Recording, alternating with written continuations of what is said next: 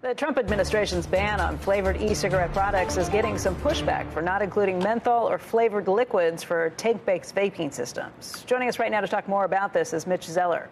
He's the director of the FDA Center for Tobacco Products. Also, our own Meg Terrell. And Director Zeller, thank you for being with us today. My pleasure. Thanks. So let's talk a little bit about the ban. How come in the end it did not include menthol?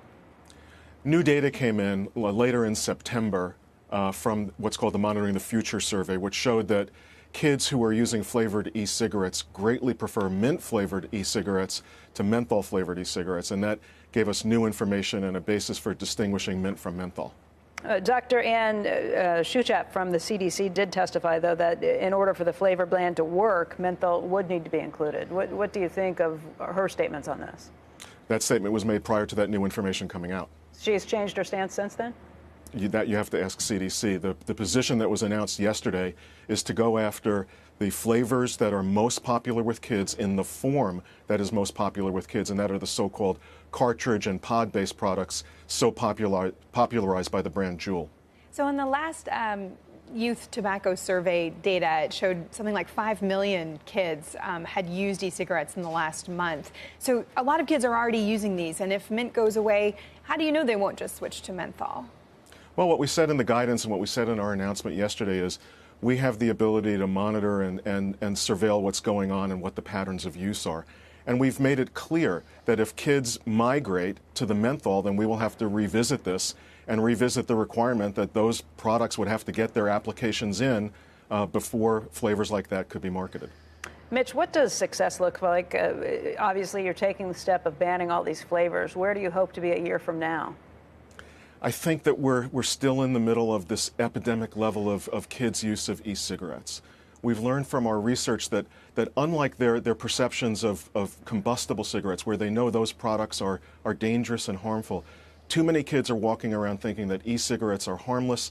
Amazingly, there are a bunch of kids walking around not even knowing that there's nicotine in e-cigarettes. Success a year from now would be to reverse the trend that we've been under for the last 2 years of skyrocketing rises in kids' use of e-cigarettes and very disturbingly, kids using e-cigarettes frequently, which the government defines as 20 or more of the past 30 days.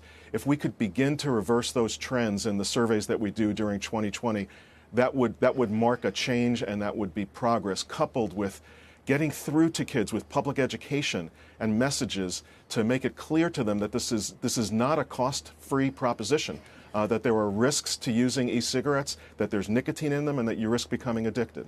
And of course, FDA has a deadline of May by which time all manufacturers of e-cigarettes have to apply for approval to keep their products on the market, and they have to prove a net public health benefit. Given all of the data on youth use that's built up, particularly for Juul, how possible is it that these companies are going to be able to get that regulatory approval, and can they stay on the market as you review their applications? So under the policy that we announced yesterday, these flavors greatly preferred by kids, the mango, the mint, the fruit, the candy, 30 days after that policy was announced yesterday, those products are going to have to be removed from the market. There's no deadline for the applications for those products to come into us. The deadline applies to the tobacco-flavored and the menthol-flavored cartridge products and other products that remain on the market. I'm not going to prejudge the outcome of any evaluation of any individual application. The burden will be on the companies on a product-by-product basis to demonstrate to us, with all of their available science, that those products should be marketed because, in the words of the statute, it would be appropriate for the protection of the public health.